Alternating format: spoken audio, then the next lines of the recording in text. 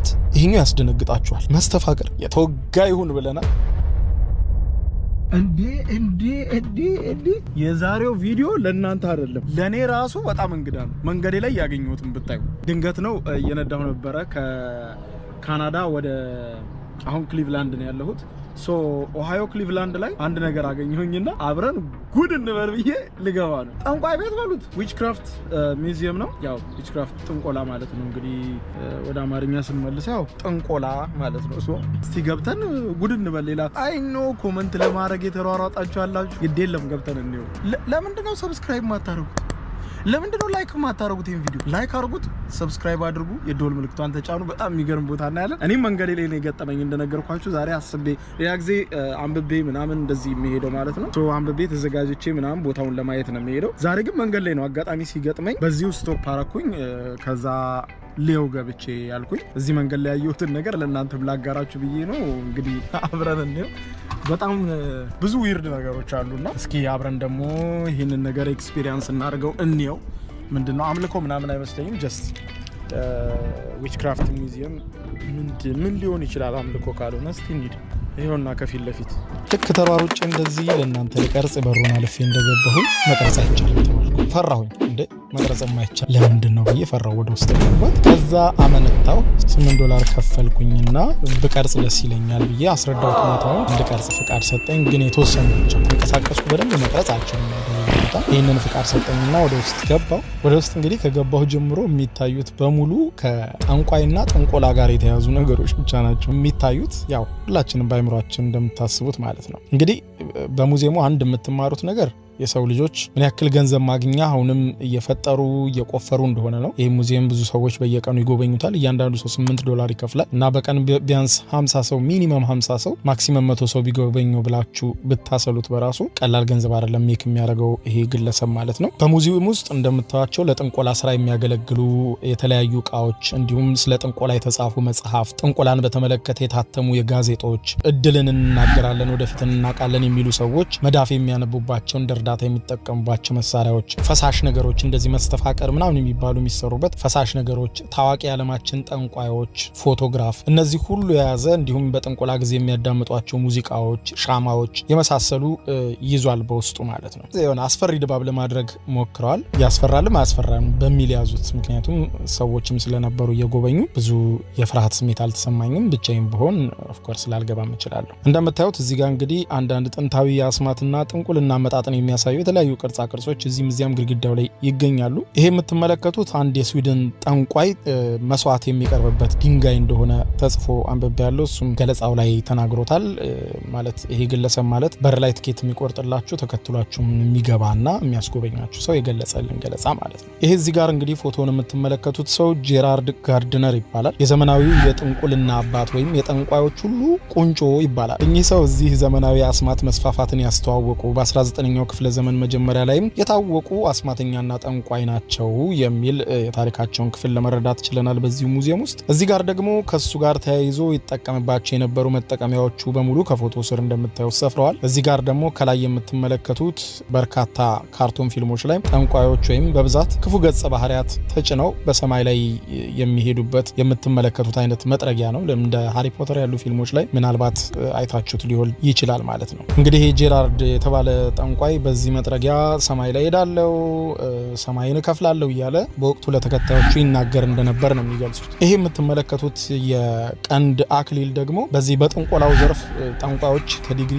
ማስተርስ እያላችሁ እንደምትሄዱት ማለት ነው። ልክ እንደዛ እየጨመረ ሲሄድ ማዕረጋቸው በጥንቆልናው ዘርፍ እየጨመሩ እየጨቆመሩ የሚጠነቁሉትም እየበዛ ሲሄድ የሚያደርጉት አክሊል ነው፣ ባለቀንድ አክሊል ማለት ነው። በነገራችን ላይ መቅረጽ አይቻልም እና እኔ ደብቄ ነው የቀረጽኩት ያለሁት ማለት አይቻልም ብሎኛል። ግን ትንሽ ቅረጽ ነው ያለኝ፣ ግን በደንብ እየቀረጽኩ። ዋት ይሄኛው ያስደነግጣችኋል በእርግጠኝነት እንደሆነ ታውቃላችሁ። መስተፋቅር ፖሽን ነምበር 9 ይሉታል። መስተፋቅር እንደሆነ ነግሮናል። የሚወዳትን ሴት አሊያም የምትወደውን ወንድ አስገድዶ በመንፈስ እንዲጠራላት የሚያደርጉበት የጥንቆላ ዘዴ እንደሆነ ነው የተናገረው። እዚህ ጋር ደግሞ ይሄ የምትመለከቱት ሄክስ ሪሙቨር ይባላል። እንግዲህ በላያቸው ላይ እርግማን ወይም ሌላ ተመሳሳይ ነገር ተደርጎባቸው በሌላ ጠንቋይ የተተበተበባቸው ደግሞ ሌላ ጠንቋይ ጋር ሄደው የሚያስፈቱበት፣ ሲያስፈቱ ደግሞ እንዲቀቡት የሚደረግ የደረቅ ቅባት ይሄንን አስጎብኝተው እንግዲህ እኛ እናቅም የተበጠበጠ ውሃም ይሆናል ዝም ብለው ሙድ ለመያዝ ይመስለኛል እንግዲህ እንደዛ ነው እዚህ ሆነ እንዲያለው እንቆይ እነዚህ እዚህ ጋር የምታያቸው ካርታዎች ደግሞ ትንቢትን ለማንበብ እድልን ለማወቅ የሚጠቀሙበት ካርታ እንደሆነ ነው የተገለጸልን ይህ እድልን ለመተንበይ የሚጠቅም የመዳፍ ካርታን የያዘ እንዲሁም ደግሞ ከላይ የምትመለከቱት እዚህ ኮሪደሩ ላይ የምትመለከቷቸው የሙዚቃ አልበሞች ደግሞ ጠንቋዮች በሚጠነቁሉ ጊዜ ወይም ወደ መናፍስቱ ዓለም ሲገናኙ የሚያዳምጧቸው ክላሲካሎች ወይም ሙዚቃዎች እንደሆኑ ነው የተገለጸልን ማለት ነው እነዚህ የምትመለከቷቸው ሻማዎች ምናምን እንግዲህ ብዙ ጊዜ ጥንቆላ ከጨለማ ጋር የሚያያዝ ነገር ስላለው በጨለማ ውስጥ ብዙ ብርሃንን ያለ መፈለግ ነገር አለ ምክንያቱም ሰይጣናዊ የሆነ ስፒሪት የሚጠራበት ስለሆነ በዛ ውስጥ ትንሽ ጭላንጭል ሻማ በማብራት ነው ጨለማ ውስጥ ነው በብዛት የመመሰጡን ወይ ደግሞ ከመናፍስቱ ዓለም ጋር የሚገናኙት ብለው ነው ያስረዱን ማለት ነው እንደምትመለከቷቸው እንግዲህ ከጥንቁልና ጋር የተገናኙ የተለያዩ ጋዜጦችን ታያላችሁ እዚህ ጋር የምታዩት በሙሉ ይሁሉ መጽሐፍ እዛም ኮሪደር ላይ ያሳየዋችሁ በሙሉ የምትመለከቷቸው እነዚህ መጽሐፍቶች ስለ ጠንቋይ ስለ ጥንቁልና ስለ ዊችክራፍት የተጻፉ መጽሐፎች ታሪኮች ነው ፊልሞችም አሉ ከጥንቁልና ጋር በተገናኘ የተሰሩ የሆሊውድ ፊልሞች ምናምን እንደ ምስክርነት ተቀምጠዋል ይሄ የጨለማው ዓለም የስፒሪት አሰራር ማለት ነው ቅዱስ መንፈስ እንዳለ ካመንን ርኩስ መንፈስም በተመሳሳይ ይኖራል ማለት ነው እንግዲህ በየሃይማኖታችሁ የተወጋ ይሁን እያላችሁ ሙዚየሙን ጎብኙት ሰዎች በዚህ በቁሳቁስ በማይረባ ምናምን ነገር በጨለማው ዓለም አሰራር የሚያምኑ ከሆነ እኛ ደግሞ በብርሃኑ ዓለም የምንኖር የብርሃን ዓለም ሰዎች መሆናችንን እናስባለን እንዲህ አይነት ብዙ ውስብስብ ነገሮች ሳያስፈልጉን ከፈጣሪያችን ጋር የምንገናኝበት ልዩ መንገድ ያለን ልዩ ጸሎት ያለን መሆናችንን ስታስቡ በጣም ደስ ይላችኋል ይህንንም ማወራው እንደ ኢትዮጵያ ምናምን እንደ ክርስቲያን